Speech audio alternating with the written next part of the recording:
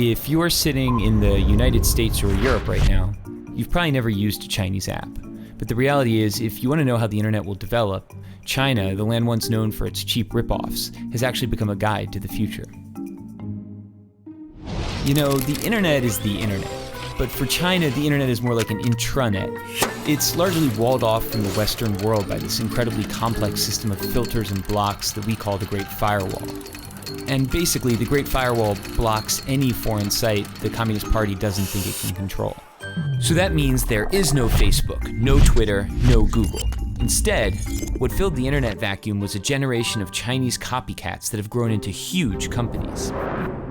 So for Google, you had Baidu. For YouTube, you had Youku. For Twitter, you had Sina Weibo, and the list goes on and on. It's almost as if the Chinese internet is a lagoon as an aside to the greater ocean of the internet. And in that lagoon, there are these swamp monster apps that bear some resemblance to the creatures in the ocean, but are mutated in some ways because they evolved in a different kind of environment. But things have started to shift in the sense that before, no one outside of the lagoon really cared about the swamp monsters. But now all of a sudden, some of the features they've developed are so amazing that Western apps are trying to copy them. And the greatest example of this is WeChat. WeChat is an example of, for lack of a better word, a super app. It's a Swiss Army knife that basically does everything for you.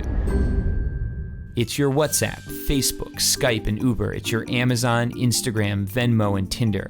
But it's other things we don't even have apps for. There are hospitals that have built out whole appointment booking systems. There are investment services. There are even heat maps that show how crowded a place is, be it your favorite shopping mall or a popular tourist site. The list of services goes on basically forever. But it's not the variety of things you can do on WeChat that makes it so powerful. It's the fact that they're all in one app. So why does that matter? Hypothetically, imagine you're sitting at home and one day you notice your corgi is dirty. You open WeChat, hit a few buttons, and a few hours later a man shows up at your door with some shampoo and a big vacuum. Your dog gets cleaned and he looks great. You take a photo, you share it with your friends, and tag the dog cleaning business. You haven't left the app. Your friend who likes Hello Kitty and works a boring office job is slacking off at work and looking at WeChat. She sees the photo of your clean corgi. She decides she wants her poodle cleaned. She clicks the tag on your photo and orders the same service. Within seconds, the man with the big vacuum is on his way to her house. She pays him, and he's happy because he got paid instantly on WeChat. She starts chatting with you to thank you. Neither of you have left the app. While chatting, she tells you about a new hip noodle joint. She says, you have to come. It's a schlep, but you accept. She orders food while still at her desk. You order a taxi. She pays for the food.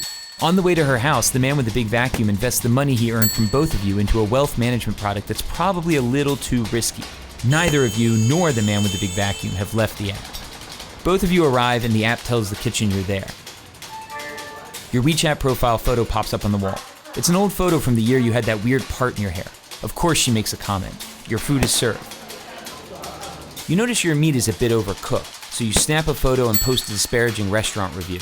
You're already on your phone and you remember you still owe your friend money because she paid. You transfer her money. Neither of you, the man with the big vacuum, nor the restaurant have left the app. At the restaurant, there are no menus, there are no waiters, there is no cashier. There is only WeChat. By rolling so many functions into one single app, it's altered the concept of virality.